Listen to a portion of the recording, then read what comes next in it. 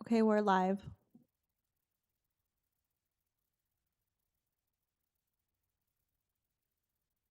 Okay, good afternoon.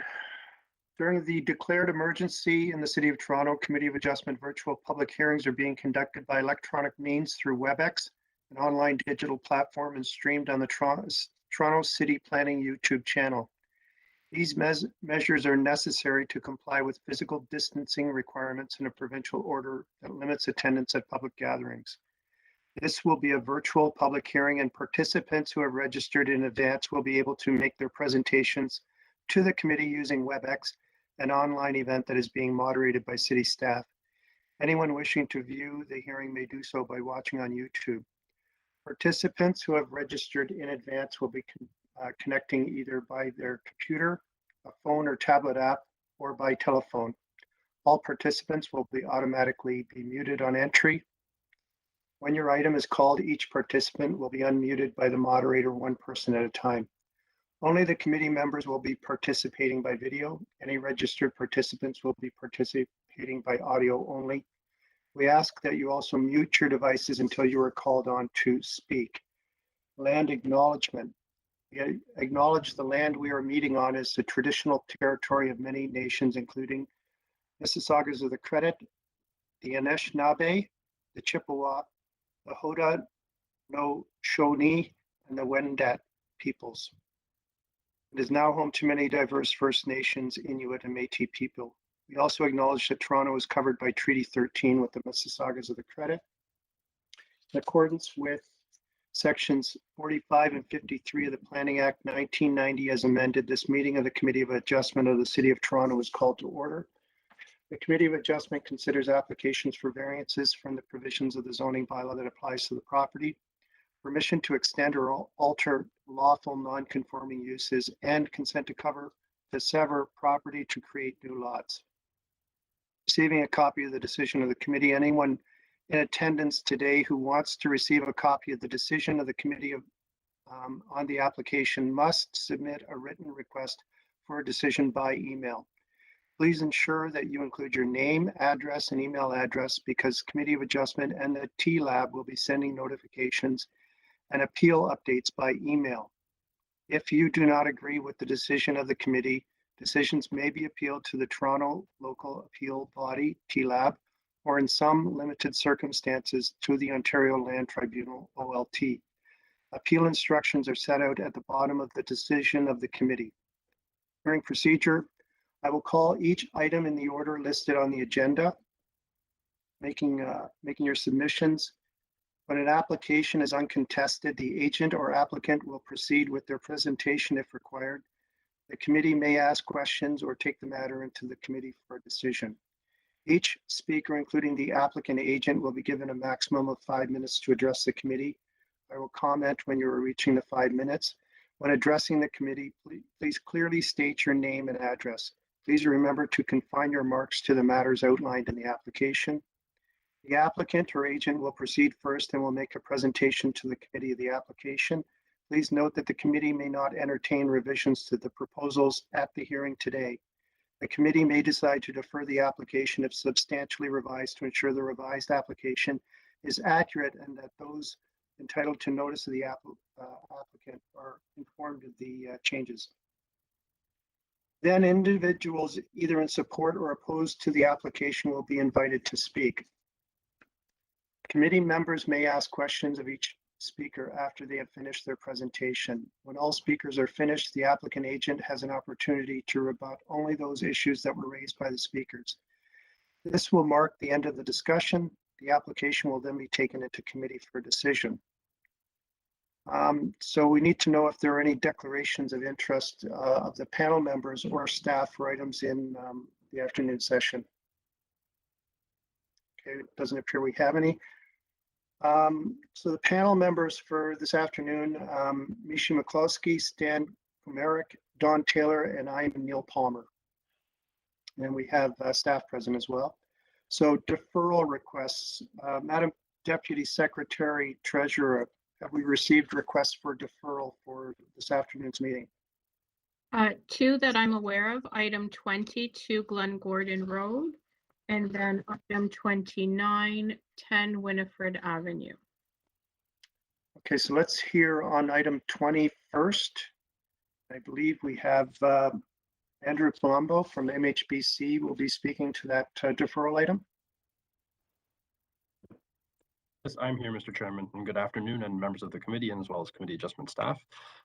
Here representing item number 20 on today's agenda, which is 2 Glen Gordon Road. I'm from MHBC Planning, and the address is 7050 Weston Road in Vaughan, Ontario.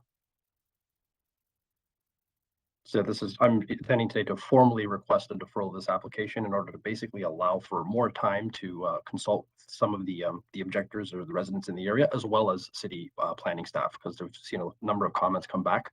I'd like to properly address these comments, make some revision to the proposal in its current state, and also potentially scale down the proposal in its current form. Okay, Barbara, do we have other people present who are speaking to this item only on the deferral only? We have 4 registered speakers. I'm not sure if they're all here. Perhaps. Yes, they're all here. Okay. Maybe we can just quickly go through them to let them know and see if they have any other, if they're okay with the deferral. So we have Jenna Burnett or Michael Folagario, 10 Glen Gordon Road. Hi there, it's Jenna Burnett. Michael Folagario is my husband, but it's just me on now, and I'm comfortable with waiting for with the deferral. Thank you. Do we have Camille again? Yeah, that's me. I look forward to seeing the new proposal. So you're okay with the deferral then? I'm okay with the deferral, yeah. Okay, and Felix Russo? Yes, I'm here. Yes, I'm okay with the deferral. I just, the people have had plenty of opportunity to consult. They've done none of that already. So I don't mind giving them more time to consult. Okay. So There's one more, Ken Sherrod at 31. Yeah, hi. My name's Ken Sherrod. I'm at 31 Indian Road Crescent, directly across from this proposed development. I don't have a huge problem with deferral, but it would have been nice had this been done ahead of time. We spent a long time here waiting for this item to come up today. A lot of inconvenience for us. And what the developer's proposing, it seems to me, is a very large stretch here, and I'm not sure what he's going to be able to do to get it into shape. This was a bad project from the start, and I don't know what you do to fix it. Thank you. okay, thank you. So Barb, that's all of the people who need to speak to this item? Yes, if we could just have a motion then. Okay, so yeah, to the panel. Mr. Kamerick? I'll be happy to move a motion to defer so that the applicant has time to process with the neighbors and planning staff for a more compliant application. Thanks. Okay, do we have a seconder for that? Ms. McCluskey, okay. And we'll have a vote. All in favor? Okay, that item's deferred. Okay, on to item 29. And who's speaking to that item? Sanaz Nouri is the agent, and we have 2 speakers registered. Through you, Mr. Chair, the second speaker will not be joining us today. Just one additional speaker.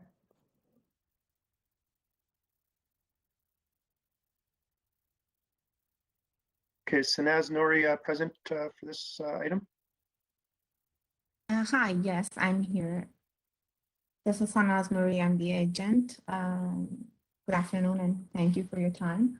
I actually would like to proceed with this application. There has been a typo by the staff on a variance. And I would appreciate if the typo could be adjusted at this hearing, as the nature of the variance is not different, is not going to change. And also the zoning notice and the drawings clearly show the requested variance. But we have to give proper notice. So if the variance is worse than what is indicated on the public hearing notice, the committee can't make a decision. What's the typo that you're referring to? So basically, on variance number 4, the variance states that it says that the proposed second and third story platform will encroach, but the corrected variance, as stated on the zoning notice, is that the proposed platform, the rear deck and pergola above, encroaches 5.13 into the rear yard. That's it. So that hasn't even been noted here. So it's not a typo. It's just missing altogether. Yes, but as I'm saying, it's that the nature of the variance is not changing, and it didn't affect the neighbors, as they all have similar decks, and the No, property. but it hasn't even been identified here as a variance. Yes, I see your point, but that was like the variances were the public hearing notice has been prepared by the staff, which is incorrect. I understand. So unless you're willing to get rid of that variance, this application has to be deferred. If there's no chance of changing this, then we are definitely willing to remove this variance and move on. Okay, well, we're just speaking right now to whether we're going to defer this item. We're not looking at the merits of the application or Okay. removing variances. You know, if you want this variance approved, you'd be better off getting a deferral and getting the correct notice so that everyone knows what variances you're looking for. If you want, we can not defer the item and hear it on the merits that are currently before us.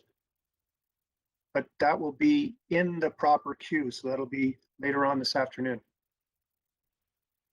Sure. With all due respect, I will wait for my turn, and I will remove just this variance, which has the incorrect information, and move on with this application. Okay, Barb, I don't even understand the nature of what the discrepancy is, so I don't know if we can move on or not. So what the first part of the variance, I think, is correct, but the part that's missing is that the proposed platform, rear deck and pergola above will encroach 5.13 meters into the required rear yard.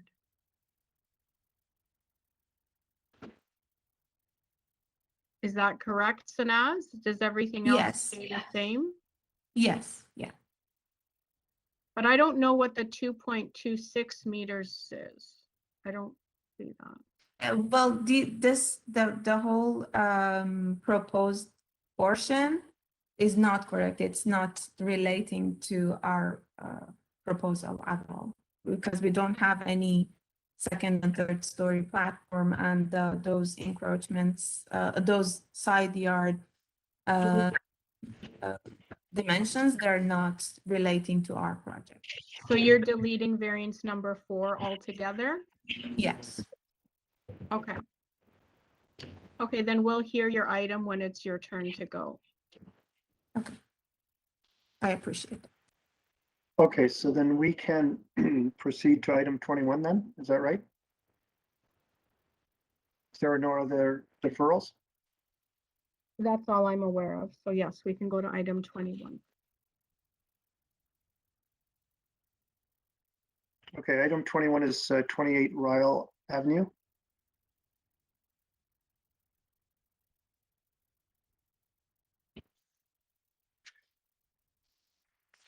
We have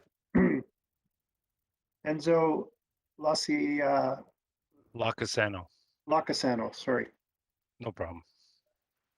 Okay, do you want to walk us through this item, explain what your Sure, committee and why we should be approving it, please? sure. So good afternoon, committee members. What we're proposing is a third floor addition to an existing two-story house. And we did a walkthrough through the area. And we did notice that, again, a lot of the houses are still in its original form. Not much work has been done in the area. But we did notice a lot of developments on Elmer, 146, 119, 117, and on Kenilworth, 341, 238, 209, and 211, which are all three-story dwellings and fairly new in construction. Now, walking down the street, and I did submit a map and a picture of this one, which is 44 Haslett, which is literally just down the street from us. So we're the green property, and the red is 44 Haslett. And if you can go to the picture, this is exactly what we're doing. It's a third floor addition. It had the exact same variances, but we're smaller in GFA. We're at 0.92. I just want to confirm that. Yeah, we're at 0.92. They were at 0.95. And our heights are very similar, where they had applied for 9.12, and we are slightly higher at 9.36. And that's due just to a structural issue that we have on the second floor. So we found that this area is becoming more desirable to younger families. Obviously, the younger families of today cannot make these existing homes from some of them from the 20s and the later ones from the late 40s. Doesn't work for them anymore. I guess as families grow and families need different spaces and so on. So we felt that seeing this project and most of the other new builds in the area, we felt that this project would be very desirable, I guess, in the near future, even though it will be the only one on RHYL in that little block. We find that these variances are very much in keeping with all the new builds that are happening in the area, and we feel that it meets all four tests, and that there is really no impact to any of our neighbors. And we did work with the planning department by reducing certain things at the back for the overlook. And we've been working with our neighbor that we're attached to come up with a solution where in the future he could use the same wall for his addition. And that's it.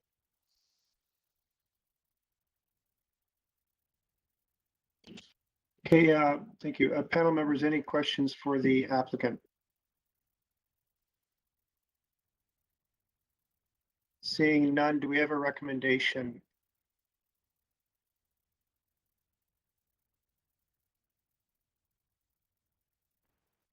Mr. Taylor?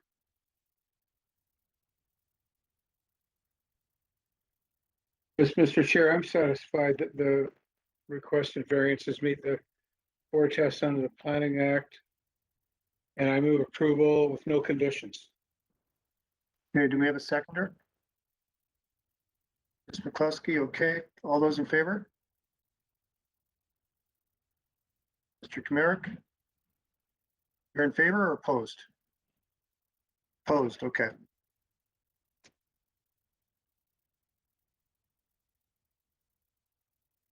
All right, So that application was approved with Stan Kamoric opposing. okay, on to item number 22, 88 to 109 Niagara Street. And who do we have speaking to that item? Hello, can you hear me? Yes. Hi, it's Scott Walker. I'm a principal with the firm Enberry Line Consultants, and I'm the agent for the applicant.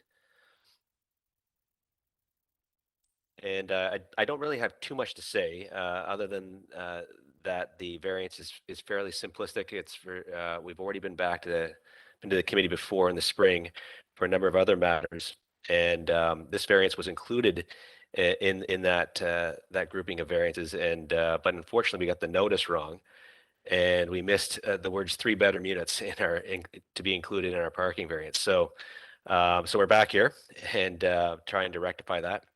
I can say that the transportation planner is in favor of the variance, and the planning department is also in favor of it. And I think that's it. Okay, do we have any other, oh, sorry, panel members, any questions for the applicant? Okay, do we have any other speakers for this particular item? No, not today. And just as a reminder to Mr. Walker, you, as an agent, you are required to pre-register. So for future applications, if you could do that. Okay, thank you. Okay, so can we have a recommendation then, please?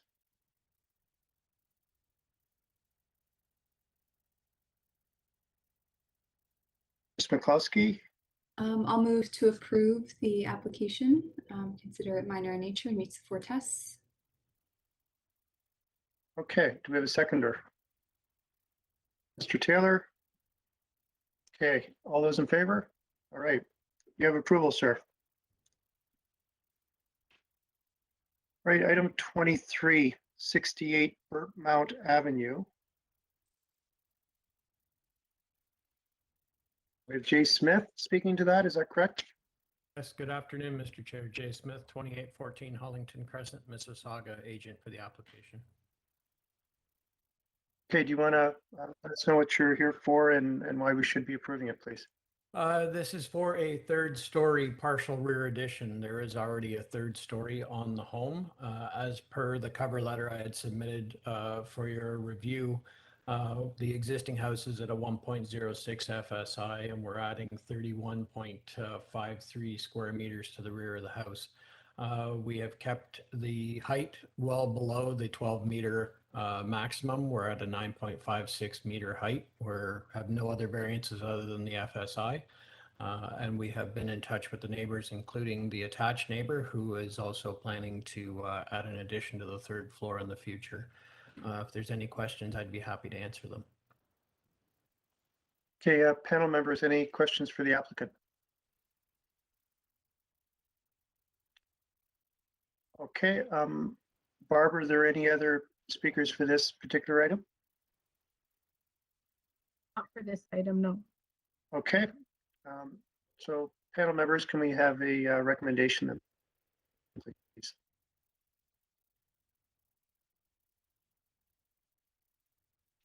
Mr. Taylor? Mr. Chair, I'm satisfied the variance meets the 4 tests under the Planning Act, and I move approval with no conditions. Okay, do we have a seconder? Mr. Kamerick, okay. And can we have a vote? All those in favor? All right, we have a unanimous approval. Okay, item 24, 224 High Park Avenue. Hello, my name is Monty Oliveira. I'm here acting as the agent on behalf of 224 Hyde Park. I'm with Replacement Design located at 911 Davenport Road.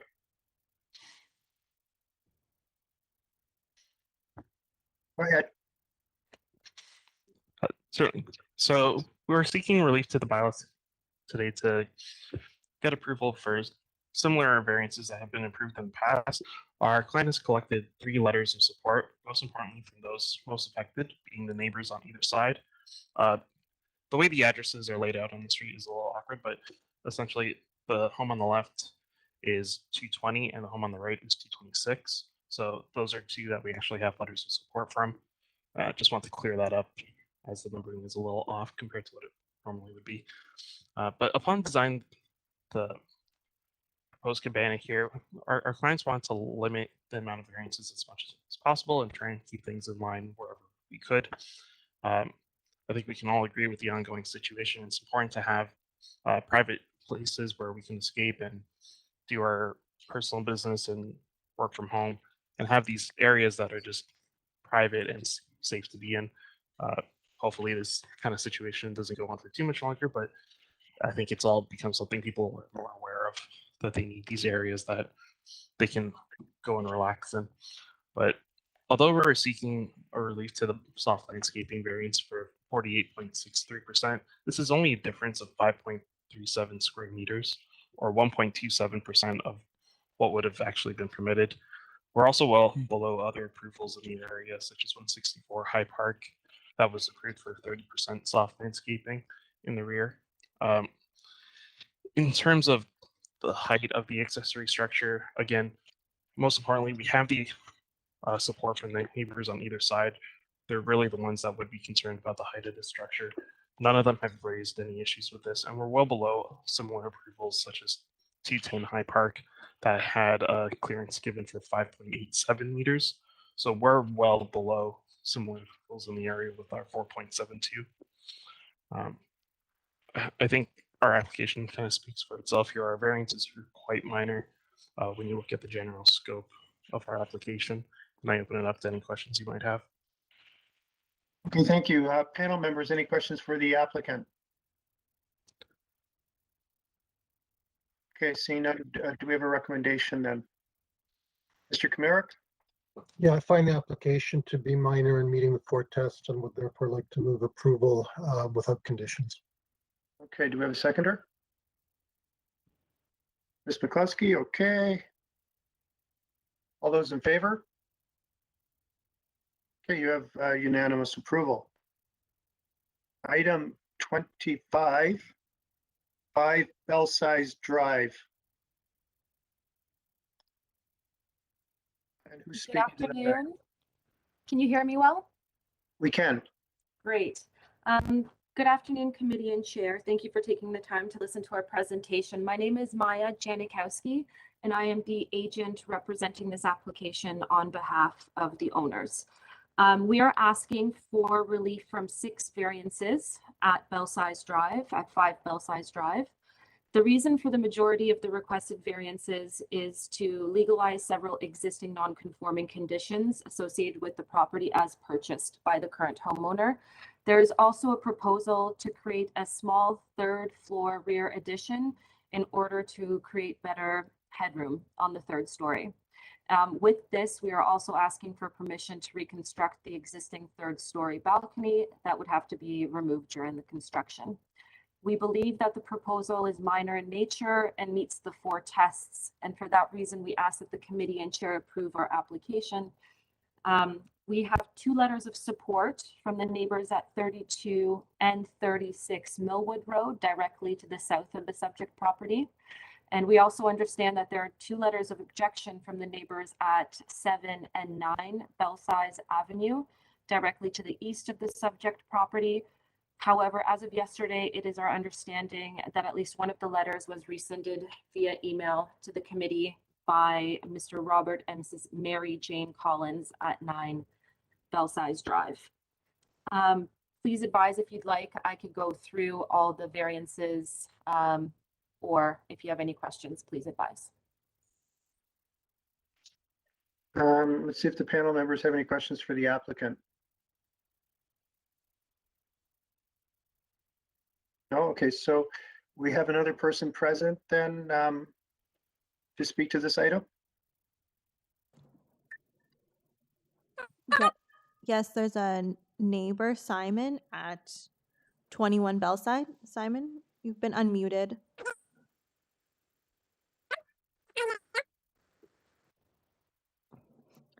Sorry, Simon, we're unable to hear you. It's a little bit of feedback.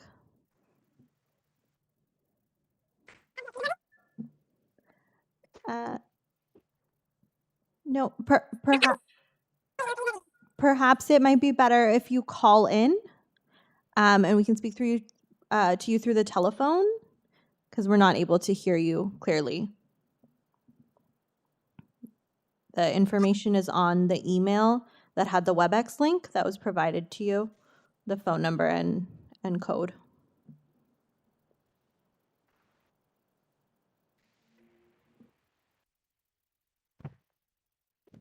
Mr. Chair, if I may.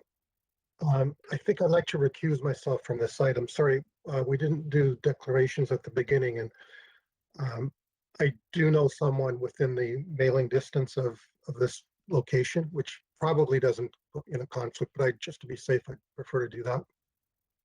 Okay, noted. Thank you.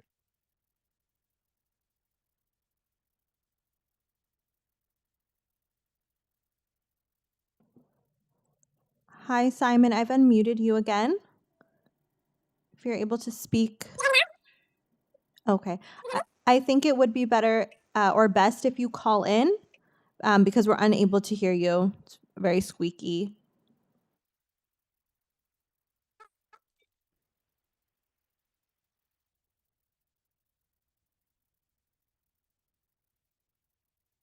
Should we stand this item down for 5 minutes?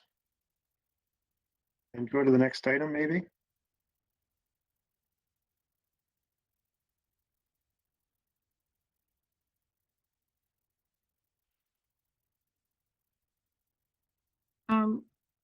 Let's just give him a minute to see if he can call in because we've already heard from the agent.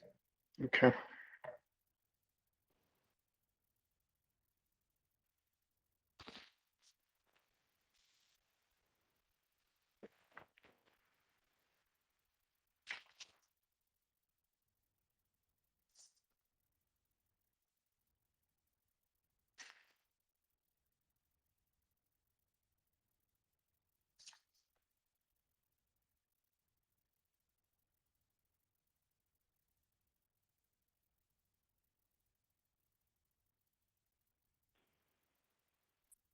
Okay, I think he's there.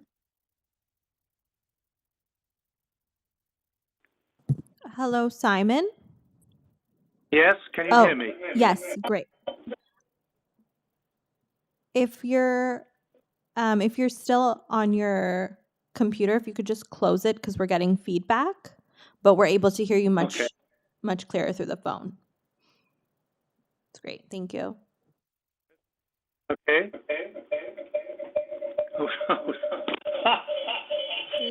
There's still some feedback. If you could just close WebEx on your other device, then we won't have the feedback. We'll be able to hear you. Oh, no, sorry.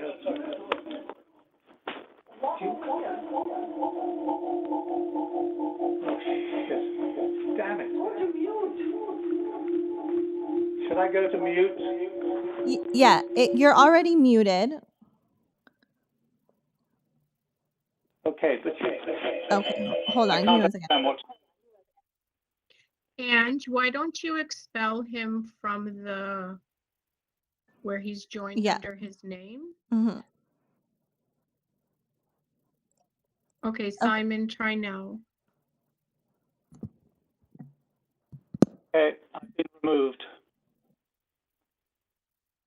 Perfect. Go ahead. Can you hear me now? Yes. You can. Okay. My objections to this are basically following the 4 tests. The variance, particularly this enormous deck on the 3rd floor and an even more enormous deck on the 2nd floor, are way out of line with anything else in the street. And I think they do not meet the general intent and purpose of the city's zoning code and or bylaw. And in particular, we're worried that if this enormous development were to be allowed to go through, it might create a precedent for other houses in our road. And we're not happy about that thought. So we would like to suggest that this does not meet the 4 tests, and it should not be allowed to proceed as grandiosely as it has been presented. Thank you. Hey, panel members, any questions for the presenter?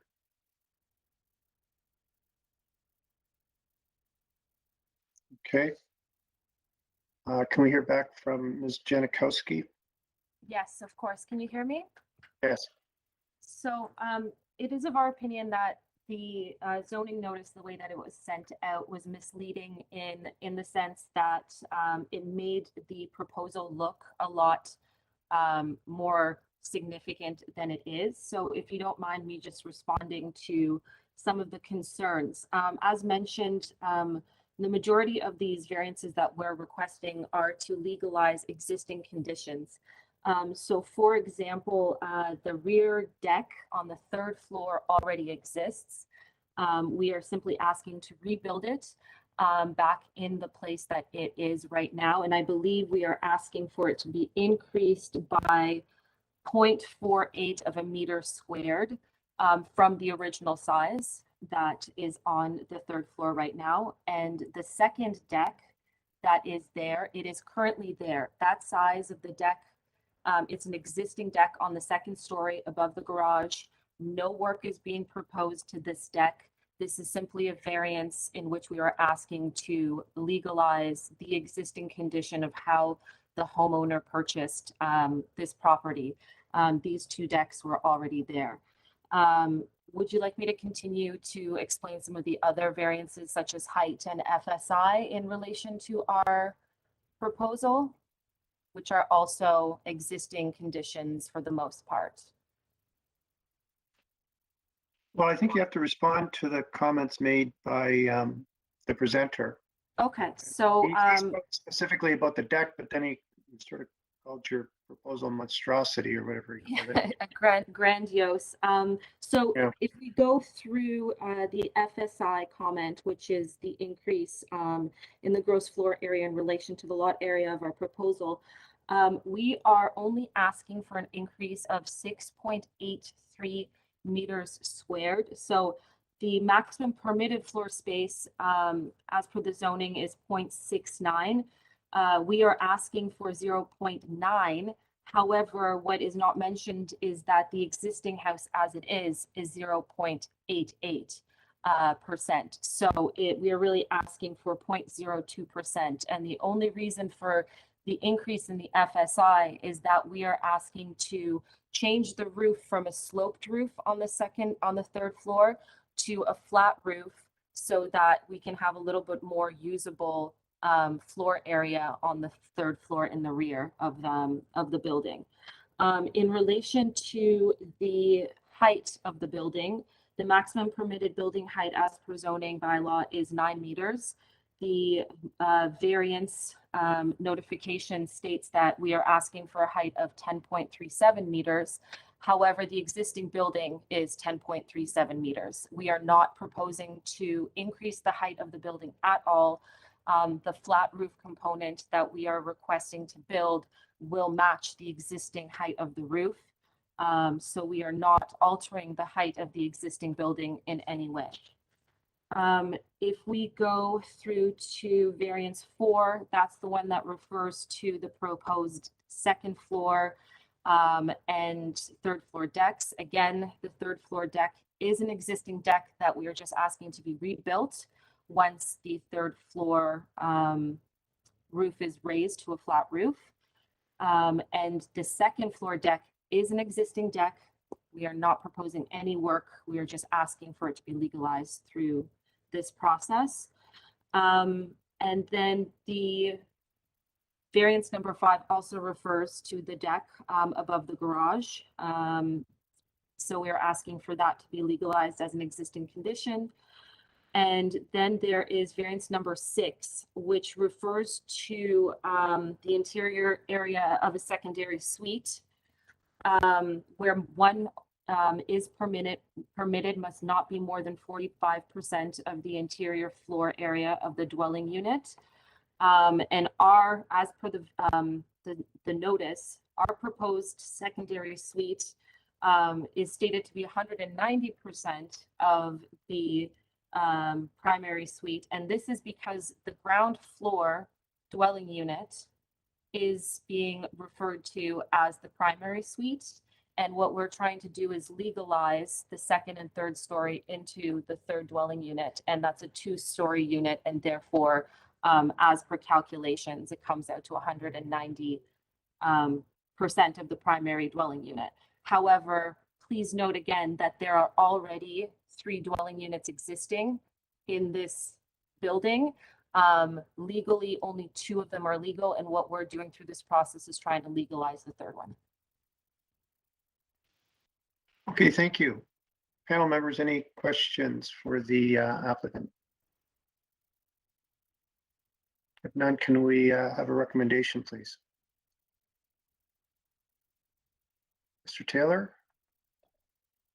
Yes, Mr. Chair, I'm satisfied the proposal doesn't have any impact on massing whatsoever. I find the variances meet the 4 tests under the Planning Act. And I move for approval subject to urban forestry condition 2. Okay, do we have a seconder? Okay, thank you, Ms. McCloskey. All right, that item is approved. Okay, just before I move on, is Mr. Comeric back?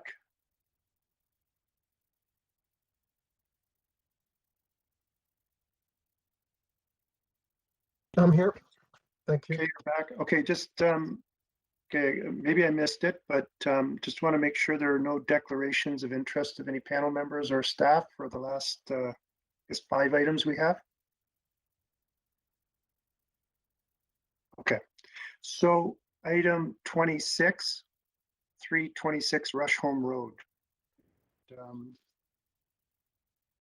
We have Alfredo Aguirre speaking to that item. Is that right? Yes. Can you hear me well? We can. Go ahead, please. Yes. Good afternoon, Mr. Chair and fellow committee members. My name is Alfredo Aguirre from Rockmart Engineering, located at 5155 Spectrum Way, Mississauga.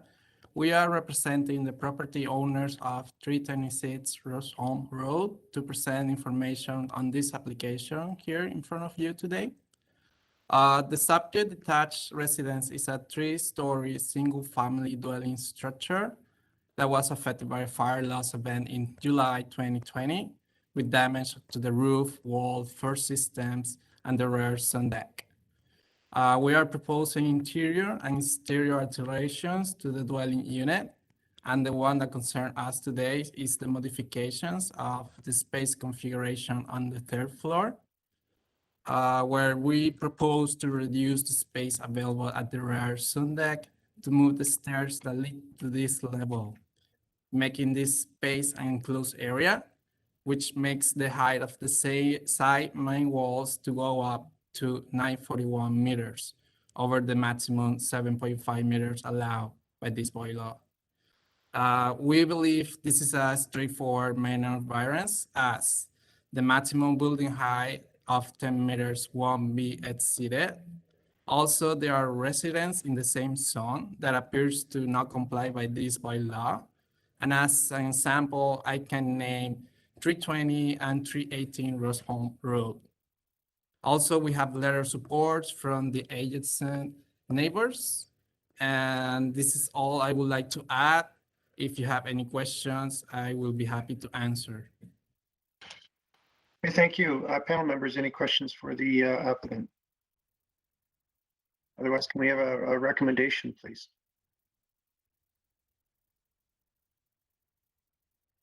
Mr. Comeric? Seeing as there are no other speakers, and I believe both immediate neighbors are in support, and I find the application to be very minor with the one variance, I would like to move approval with no conditions. Okay, do we have a seconder? Ms. McCloskey? And can we have a vote, please? All those in favor? All right. Thank Unanimous you. approval. Next item, item number 27, 291 Woodbine Avenue. No complaints. Are we off? We have, is Chris Zianis, is that, who's present for this? So we're on item 27, Yeah. 291 Woodbine Avenue, Shahid Nanavati. That's is the correct. agent. Sorry about that. No, I'm Shahid Nanavati. I hope you can hear me. We can. Go ahead, Thank please. you. I'm the agent for 291 Woodbine Avenue, and we are proposing extension of a house on the second floor over an existing living room below. This extension, which is giving us an extra bedroom and an ensuite and a small study, including the office area, because of the pandemic, the work is being done from home. So the total extent of our addition is 30 square meters. Our permissible FSI is 0.6 and our proposed FSI is 0.64. We are not adding too much of a house over there, but request this extra 0.04 FSI there. So that's our main request. And the second one is that our the east trough that is there on with the neighbor, it's almost touching currently. So that east trough, because we are moving it towards our own house and increasing the setback, but it's not yet enough to give the setback required by the zoning. So that's why we need that second variance. Okay, thank you. Panel members, any questions for the applicant? Seeing none, do we have a recommendation then? Ms. McCloskey? I'll move to approve the application, find the request minor in nature, meets the 4 tests, no conditions. Okay, and a seconder? Mr. Taylor? And all those in favor? All right, unanimous approval. Item 28, 213 Indian Road Crescent. And this one here, we have Chris Zianis speaking on this item. Mr. Zianis, do you want to present the application to us, what you're seeking and why we should be approving it? Sure. Chris Zianis, 41 Yorkshire Road. This application you have before you today is for a 3rd-story rear addition to an existing 3-story semi-detached single-family dwelling. We are here seeking 2 minor variances, one relating to the proposed rear main wall height of 9.39 meters, and the other relating to an FSI of 0.835 meters. We have submitted a map of the neighborhood showing a sample of approvals for FSIs in excess of our proposal, including the attached neighbor at 215 Indian Road Crescent. This map also identifies properties that have been approved for a rear main wall height in excess of our proposal. You have 2 letters of support from the neighbors at 211 and 209 Indian Road Crescent. We feel that we have taken much consideration in the design of this proposal, and we believe it satisfies the 4 tests for minor variance. I'm happy to answer any questions the committee may have. Okay, panel members, any questions for the applicant? Okay, do we have any other speakers for this item? We do. Roman Troiani for 215 Indian Road Crescent. Yes, hello. Oh, go ahead. Oh, you can hear me? Thank you so much. I wanted to say hello to everybody. I haven't done this before, so I'll put my concerns right away with some of the approvals from my other neighbors that were submitted very late on the 26th and 27th past the deadline. I wasn't aware of this stuff, so I could not get any of my neighbors to be signing. But to get to the point, my biggest problem with this is the height of the addition and the length that's being proposed. At the present time, we don't really use our deck, but we do have a window there or a sky door that we can get out there, do maintenance for the eaves, troughs, all that. But the window's quite large, and it's been there for over 30 years. It brings great sunlight. You know, it brings a lot of enjoyment inside our house. On the third floor is a very dark area. With the proposed addition, the shadowing, I did try to approach my neighbors about the situation, but they got a hold of me and we got together on the 22nd of October, which was past the deadline. So I found out that I couldn't send in any of my pictures, but this will cause total darkness on our side. And being part of a semi-detached home, the real thing is to keep conformance, and conformance would be that most of the neighbors that did approve this, 211, 209, 211, I know them very well. They have the actual addition on top with the patio that doesn't obstruct much view from their neighbors, which would be 213. But this massive box that will be going up, just my wife and I just feel that it's going to be detrimental to our plans of putting our bedroom on the third floor and having a balcony that we could have some light into our bedroom. Now, I know this is future development, but I don't know if I'm stating myself properly, but I'd like to bring up to attention that on the bylaw where the height of the building is 7.5 meters, they wanted it changed to 9.39, but I noticed in the drawings, it's actually 9.94 meters. It's 32.6 feet. So the big discrepancy there, because it's over 1.5 feet. On the distance, like I said, I tried to speak to my neighbors about this, but they presented this plan very late, did not give us a chance to, how to say, understand what was happening and listen to our concerns. It was more of a shutdown case where we're doing it, just absorb it. I've been in this house for more than 50 years, or our family. I was not born here, but I was here at 2 years old in 1964. Had numerous neighbors, have helped out numerous neighbors to get their zoning bylaws changed. But I find that this box that's being built, as my neighbor said, I did ask the designer, or ask my neighbor to ask their designer if they factor in what it's going to cause to the immediate neighbor. I don't think they did that, because they told me to test for shading, just get a sheet of plywood, go out there, see what it does. Well, I did do that, but not with a sheet of drywall, because that'd be too heavy and I couldn't get it out of the window. But I took an 8x2 piece of wood out there, and through the sun, the way the sun moves around to the south of us, we will be in total shade for most of the day, which I find a little bit unacceptable in the winter months, because it'll be lower and will cause a lot more buildup of snow in the corner of where this addition will be on my roof, which will cause more maintenance issues in the future.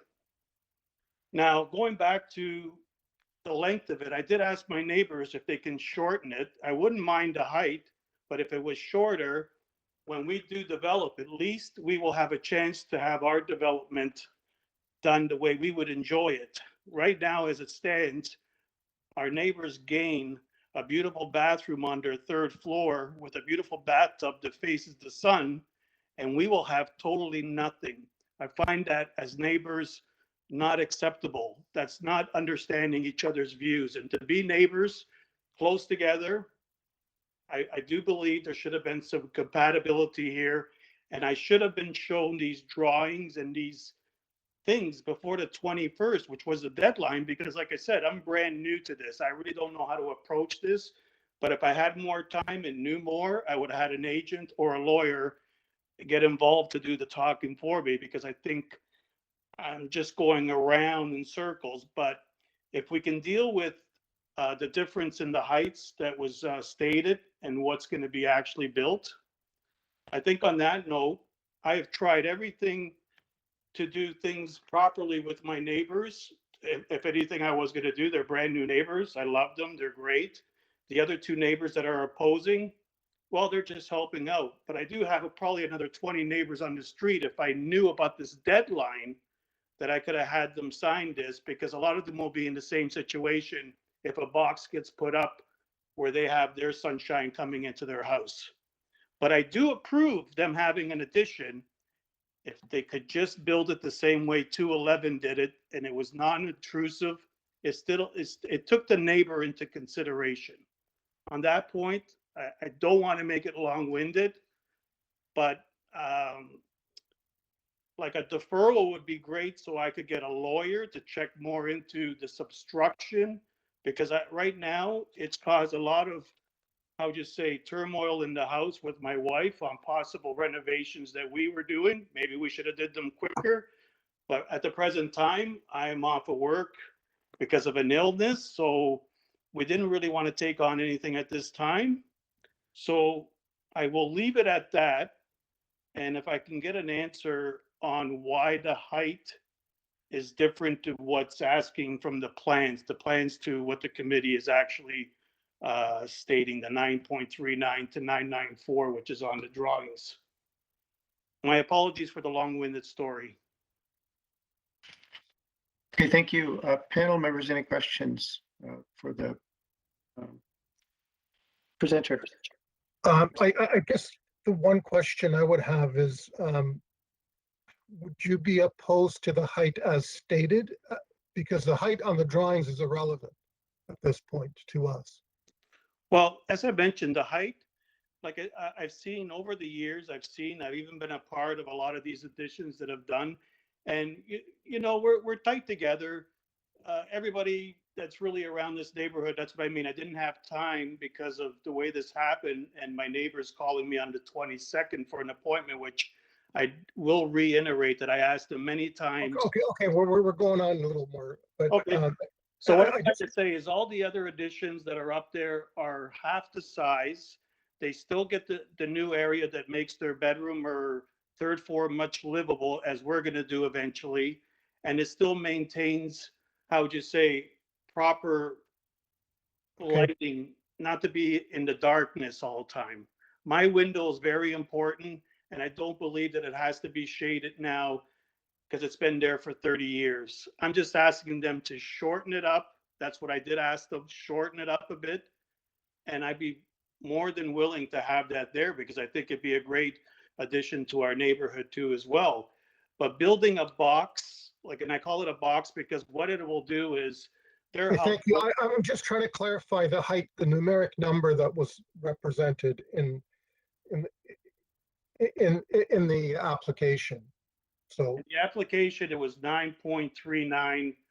Okay, so my question is, are you okay with 9.39? I'm actually, yes, I'm very fine with that. Okay, thank you. That's all I wanted to know. My main thing would be the distance, if it could be the same as most of the other additions that have been done. So okay, I think we're going on about another issue now, but okay, thank you. Yeah, the variance is for the rear wall height, not the distance. Are there further questions for the presenter? Mr. Taylor. Not a question, but I just remind Mr. Troiani that he's concerned about the depth of the building, but there's no rear yard variance requested here. So he's building as of right in terms of the length of what he's proposing. So I just wanted to make that point. I do understand that. But what my objection is here is I do want an addition to be built. I do want my neighbors to be happy. But at the same time, we live in a semi-detached home. This is going to create a detached home because we will be severed. And with me building the same type of addition, it will affect my neighbor because it's going to block all their sunlight. And which was told by my neighbor right now, when they told me to go out there with a board, they said that 217 would be the property that would get affected more. Now I find that, you know, just very hard to live with because if I have to build the same addition to get the sunshine back or to get my window to have some light, I don't have the right, or I don't feel that I should have to take the light away from 3 windows from the side of my neighbor's house and be back at this committee. So a little bit of, how to say, altering can make everybody here still live together properly and not undo all this happiness that we've had in this house for many years. Okay. Can we move on to Mr. Zianis to respond to the comments that we have heard, please. Sure. So with regards to the height and why it says 939 on the notice and why the drawings differ is because the zoning examiner has, as he's supposed to, calculated the height to the top of the roof deck, not including the parapet wall, which the parapet wall actually aligns with the existing main wall height that's on the side of the building. So that's why there's maybe a discrepancy, if you will. As one of the members of the committee clarified, we're not asking for a length or depth variance. We are simply building on top of the existing structure. And we are not going any further past the rear main wall. The neighbors, the attached neighbors do have a first and second story addition, which extend past the original home.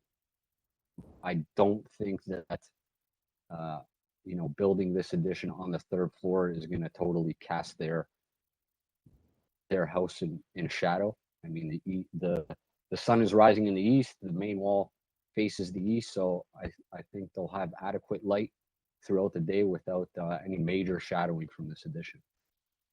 That's all I have. Okay, then, any questions for the applicant? Okay, can we have a recommendation then, please?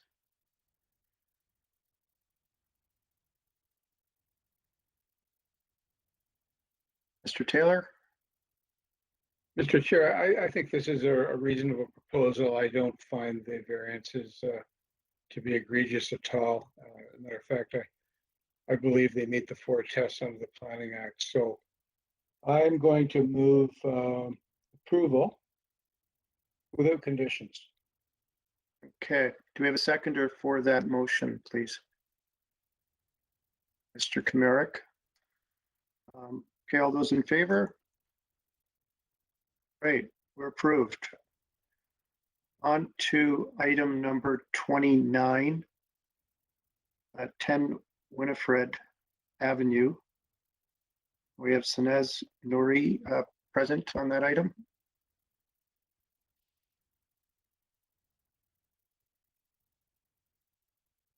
Hi, yes, I'm here.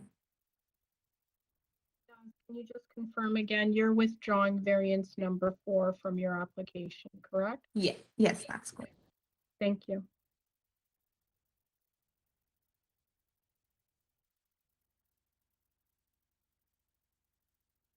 Okay, can you do a brief presentation on the variances you're requesting and why we should be approving them, please?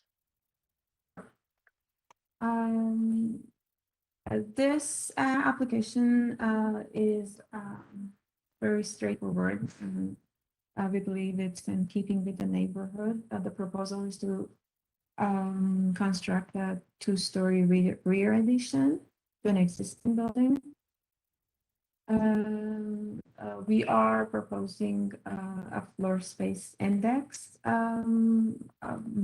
increase, which is well within the existing and approved range of FSI in the area.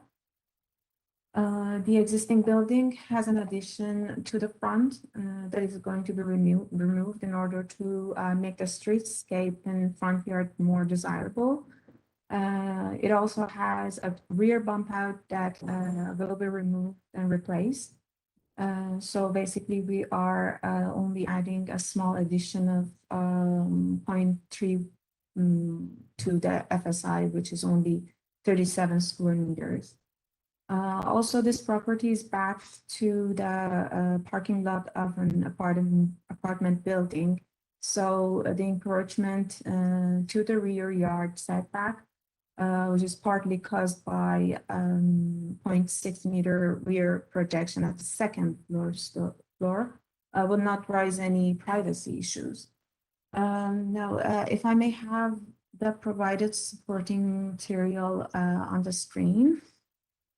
Yes, scrolling down through the pages, you can see front yard parking is quite common in the area, and the proposed parking pad is in line is in line with the character of the neighborhood. We have the transportation staff recommendation to fit the required parking space entirely within the front yard area, which is not, unfortunately, not possible due to the frontage and front yard setback. Neither for this property nor for any of other neighboring properties already having that front parking pad. However, in order to limit the amount of hard landscaping, we are fine with proposing permeable pavers for the parking pad area. We have been in contact with the planning staff who are in support of the proposal and that it is in keeping with the neighborhood. That's all I have to say, but I would be happy to answer any questions if you have any. Okay, panel members, do you have any questions for the applicant, please? Mr. Taylor? Yeah, I think the applicant said this, but I'd like to hear it again. Is it impossible for you to show a site plan that has a 5.6 by 2.6 meter parking space entirely on private property? I think you said that is not possible, but please say it again if I'm right. Yes, that is correct, because the front yard that we have is actually less than that space. So we have a 5.14 by 2.43, which is already smaller than the required parking space. I just have a question related to that. The other parking spots at the neighbors, do they have front boulevard parking permits? Is that something that's available in that area? No, they all have front yard parking pads, just like the ones that we have proposed. There's no boulevard parking license there. But is that an area where front yard boulevard parking is not available? Unfortunately, I have not looked into that, but the ones that like the other neighbors, what the other neighbors have is pretty common in the area, is just a front yard parking pad. Okay, any further questions for the applicant? Okay, Barb, do we have another speaker on this item? We have Asher Mann at 6 Winifred Avenue. Okay, can we hear from Asher Mann? Support, opposition, concerns?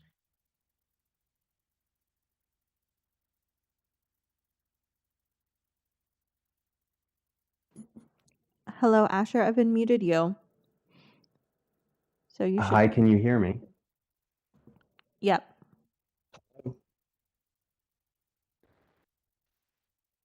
Hi, can you hear me? Yes, we can hear you. We can. Yes, we can. Go ahead. Thank you. So I just wanted, I have little to no objection, but I wanted clarification on the item that is said to have been removed, item 4. In the materials that I downloaded at the time that this notice was sent around, it showed item 4 spoke to a back deck with a enclosure on top. And I see on the documents that were shared on the screen here, it says something about a second story platform or something like that. But I'm looking for clarification. Is the deck with the pergola covering still going to be built in the backyard? That's one question. And then just in response to the question that the panel had posed a moment ago, I can say with absolute certainty that yes, there is boulevard parking permits available on the street.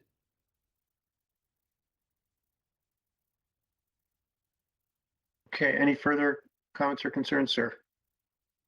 No. Okay, panel members, do you have any questions for the presenter?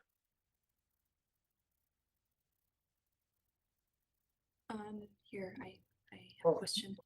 So based on that comment that boulevard parking permits are available,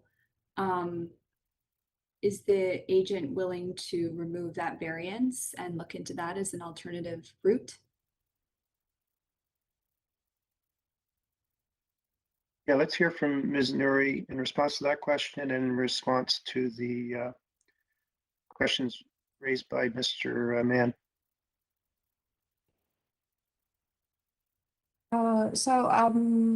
Regarding that confusion about the variance number 4, well, basically we removed that because of that confusion. And regarding the boulevard parking, so basically that would make the narrow boulevard, well, basically the street more crowded. But what we're proposing, we're really in keeping with all the other houses along the street, and our neighbor can also approve that this is not unseen in this neighborhood, and just walking along the Winifred Avenue, you can see lots of parking pads, pretty similar to what we are proposing. So we would like to have the variance as a request. So just to clarify, Transportation Services says that they're opposed to the front yard parking pad because it is located mostly within the front yard boulevard, which is city-owned property. So regardless of the decision that the committee makes, they will not issue you a license for that because that falls under the municipal code and it's not a zoning bylaw issue. There is a moratorium on the front yard parking pads in that area. So the applicant needs to be aware of that.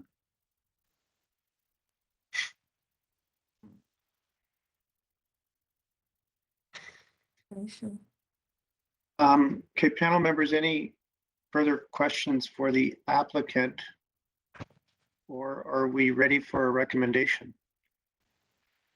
Mr. Kamarick? I'm ready to do propose a motion. Unfortunately, I guess I just want to comment on the parking. And it's unfortunate, I mean, we can't approve something that's not legal.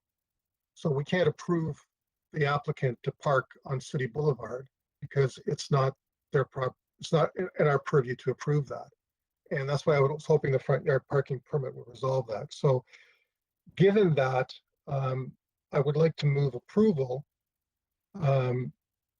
for the variances without variance 4 and without variance 8. No conditions. Okay, do we have a seconder for that? Ms. McCloskey. All right. Can we get a vote on that?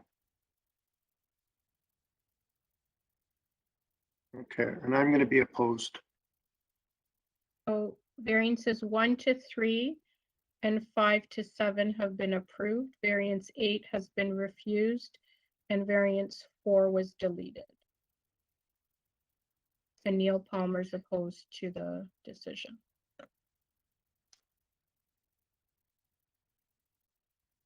Okay, item 30. Item 30, 8 Bryant Avenue. And I think we have a few speakers on this. Luke Johnston is here for the applicant, I believe. Yes, that's right. Can you guys hear me all right? We can, very clearly. All right. Good evening, members of the committee and speaker chair. I'm Luke Johnston with Lloyd London Architects and the representative for the application at 8 Bryant. My clients purchased this property in February of this year, nearly 10 months ago, and what started as a simple interior renovation quickly became more complicated. After doing some exploratory demolition, we discovered that the rear wood-framed addition built by the previous owners was structurally unsafe and needed to be rebuilt, or there was a risk of structural failure. This added a great deal of cost beyond what was supposed to be a pretty simple job. During the zoning review, the zoning examiner brought to our attention the fact that the existing building was legal non-conforming, as no permits had been submitted. What we are asking the committee today is to consider the fact that this application is simply asking that the house in its current format be granted permission so that the owners can finally live in their home. To further clarify, the scope of new construction and how it relates to the zoning notice only applies to number 5 on the list, which deals with roof projections. In the proposed plans, we are asking what we be allowed to construct a new roof over the rebuilt wood-framed addition at the back. We would match the old roof line and consequently the existing roof eaves, but this does trigger a roof projection because they're coming into the setbacks. The revised roof line is fitting better with the character of the neighborhood and the house itself. A new roof, eaves, and downspouts will also help in directing any excess water away from the house and the neighbors' homes as well.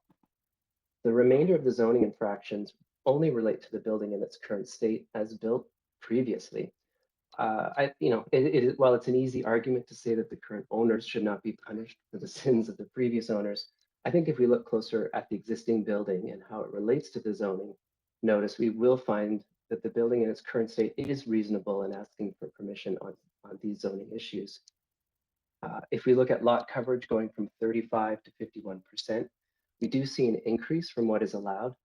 However, there's a strong argument to say that 51% lot coverage for a Toronto home isn't unheard of for small urban lots, especially considering this is still a 2-bedroom house. I think it's worth noting that the homeowners have reduced their lot coverage from the original house by tearing down a carport at the back of the house and also greatly reducing the size of the deck at the back, which all add up to a reduction of 47 square meters from the previous existing condition. The front yard setback is also listed as a variance. The existing house is currently aligned with the neighbor to the north at 10 Bryant. While the bylaw would like to see an average between the 2 adjacent houses, the fact that it aligns with the neighbor to the north means that it does not stick out in the context of the street. It only matches its neighbor. Number 6 on the variances addresses the side door and stairs leading up to that door. Again, this is a legal non-conforming situation to which my clients aren't changing. The steps are required to meet that secondary entrance, despite it being lower than the ground floor elevation. During my site visit to the house, there was a wooden privacy screen installed on top of the fence to prevent any direct lines of sight between the neighbors and people entering and exiting that door. My clients and I have reviewed the neighbors' letters, and my clients have spoken to the neighbors on several occasions, but there's only so much they can do to alter their existing non-conforming home. I think of what is important, though, is that my clients are able to complete the renovation so the house doesn't stay empty for any longer, and we reduce any of the associated risks of a vacant job site. Homeowners are aware that the existing house does not meet the zoning bylaws, but to bring everything into 100% compliance would be an extraordinary undertaking and one that my clients simply do not have the time or funds to pursue.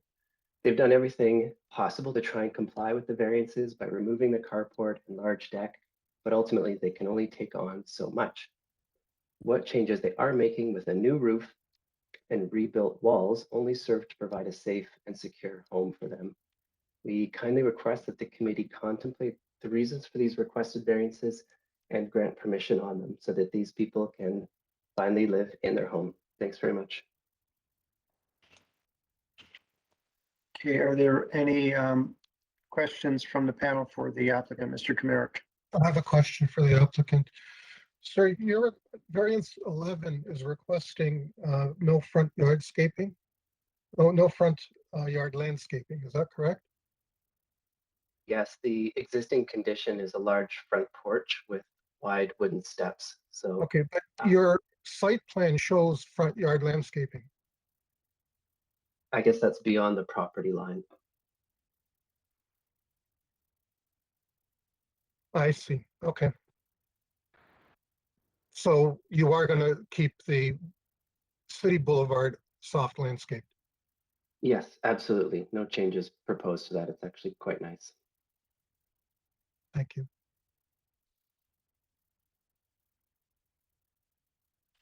Any further questions for the applicant? Okay, Barb, do we have other speakers for this application? We do. We have two, I think. Didi Baneri.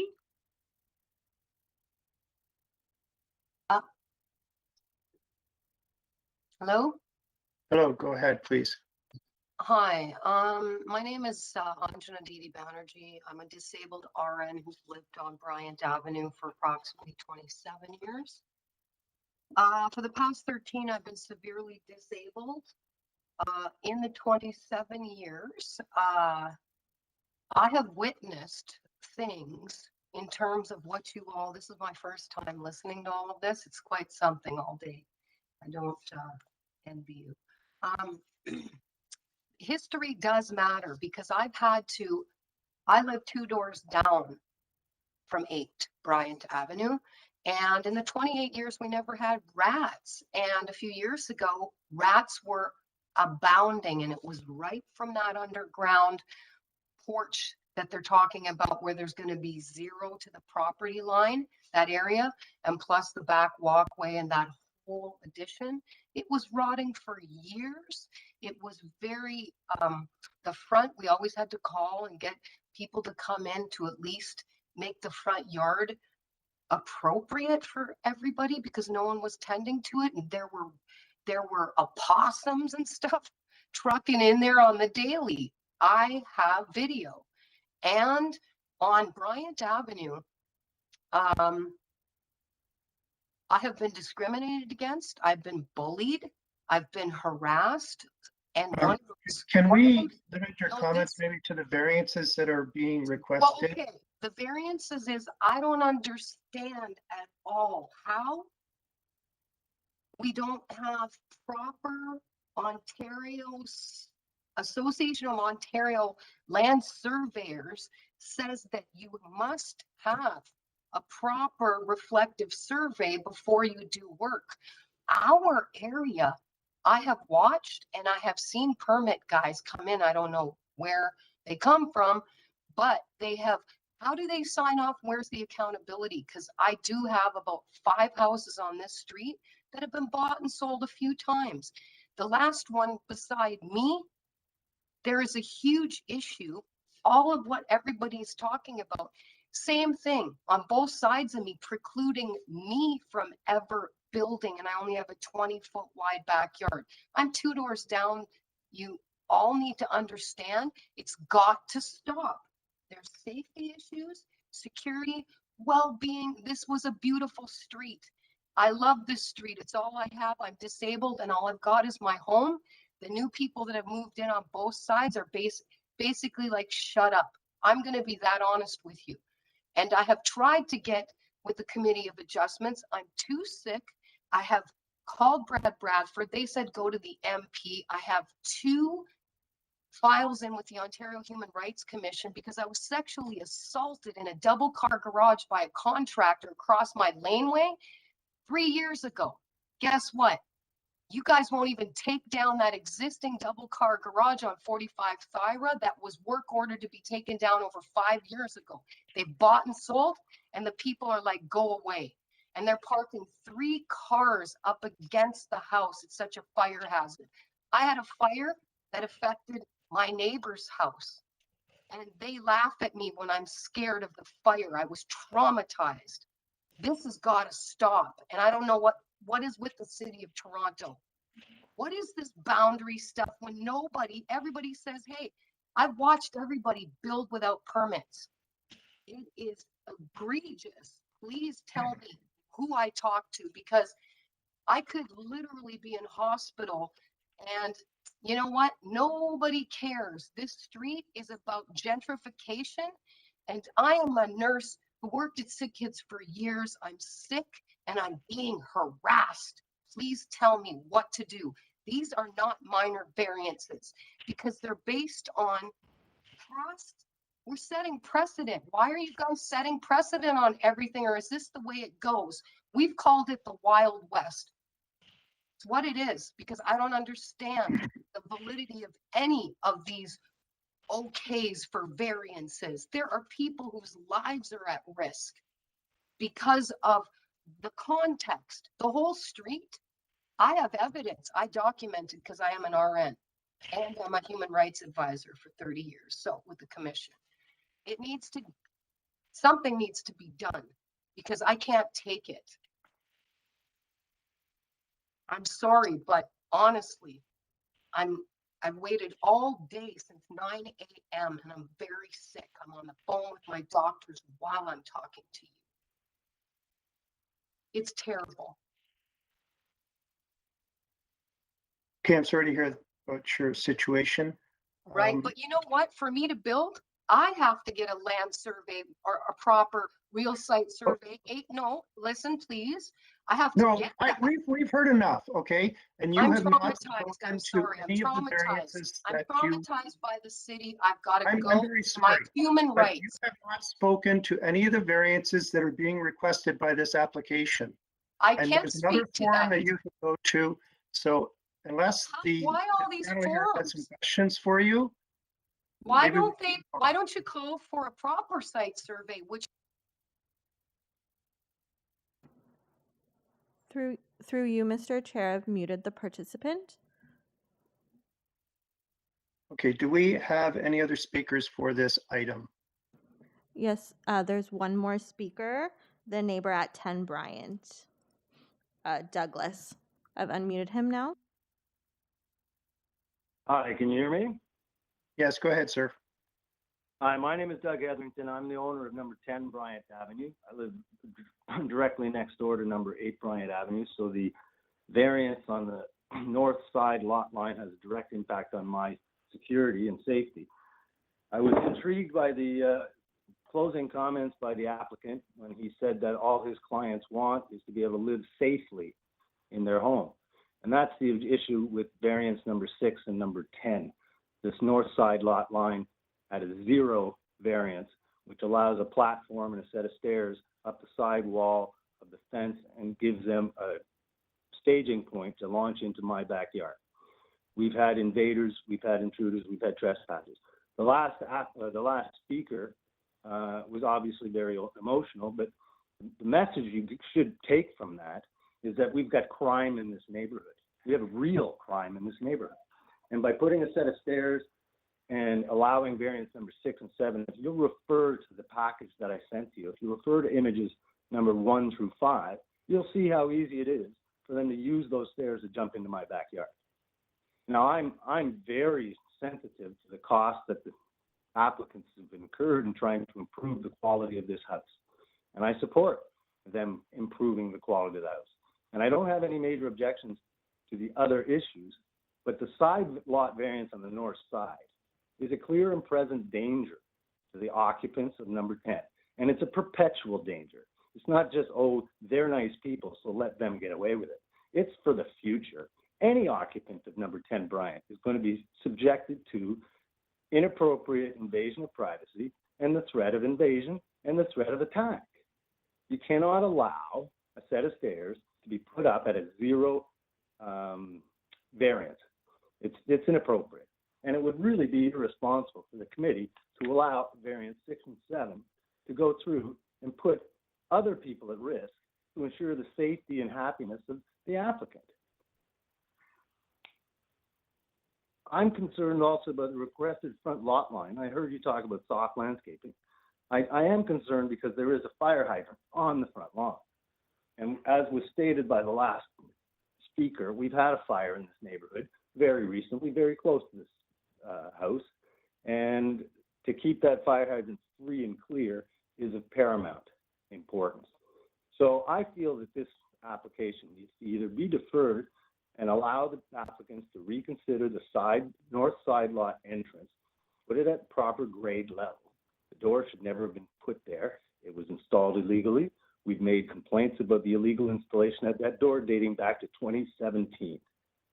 So it's time, while they're doing the construction, to incur the extra cost so that they and the community can live safely. Thank you very much for your time. Thank you. Panel members, any questions for the presenter? Okay, can we hear from the applicant in response to the two last presentations, please? Yes, of course. It is distressing to hear the neighbors having so many issues with crime in the neighborhood. I don't think that's it's not great, and I think obviously my clients take that very seriously, as this will be their primary home and they will live there. I think they also find it a little distressing that someone was in their backyard to take those pictures that you were showing earlier. I think that made them feel a little uncomfortable, to be honest. However, if I can address the point of safety, previously when I was there was a privacy screen, as I mentioned in my opening statement, on top of the fence at that exact location where we have the platform going up to the stairs. Not only did that prevent privacy, but it also would prevent anyone from climbing over the fence. The applicants, the owners are just as concerned with their own safety as everyone else in the neighborhood. We have talked about installing cameras on the house, motion detector lights, but clearly having someone live in the house is probably going to be the biggest deterrent from someone trying to jump over the fence in this location. It's not a cost that my clients want to take on at this point to close in that door. It does provide some useful access for them down to the basement, and it's just not in their scope at this point. In terms of the fire hydrant access, I haven't seen anything from the fire department saying that that's an issue. And then the previous applicant also mentioned just the untended yard, and I don't know what to say. There's a lot of things that aren't really addressing the zoning issues, but I do know that these clients, and they have pride in their home, and they'll take care of the yard and be good neighbors. I'm sure of it.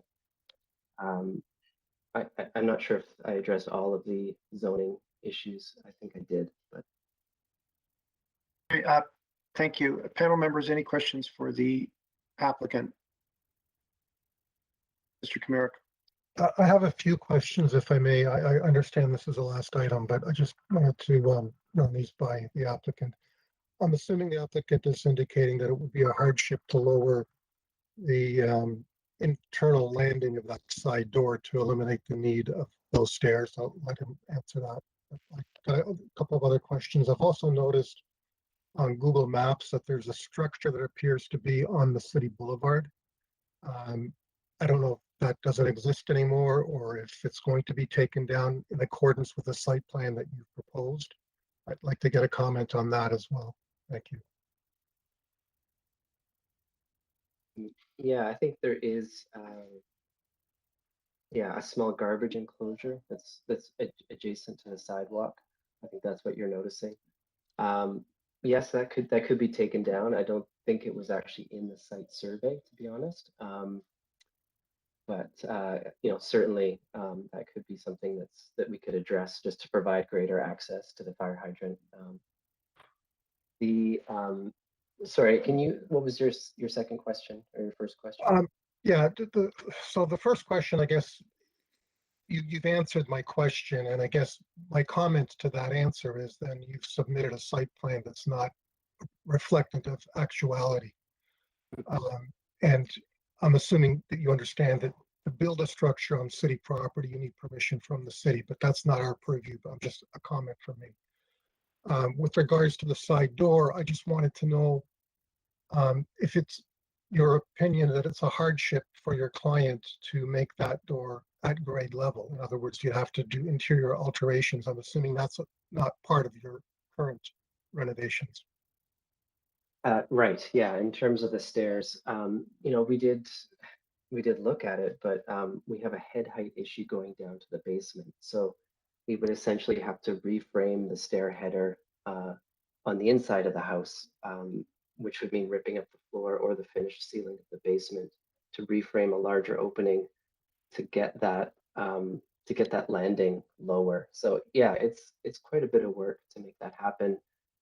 So yeah, it is a bit, and I don't think the clients just have the means at this juncture. Thank you. Any further questions for the applicant? Okay, are we ready for a recommendation or motion?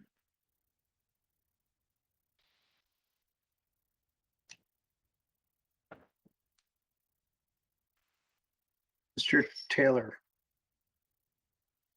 Mr. Chair, I got a very serious problem with the zero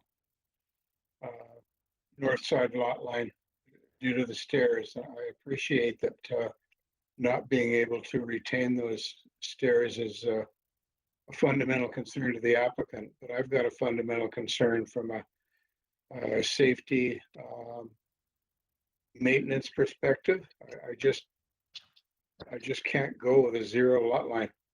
So I'm going to move refusal. Okay, do we have a seconder for that? Mr. Kamerick. Okay, can we have a vote on that, please? Okay, your item is refused, sir.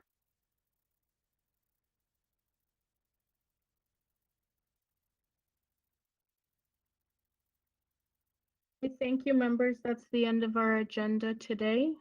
We'll conclude or terminate at 5:45.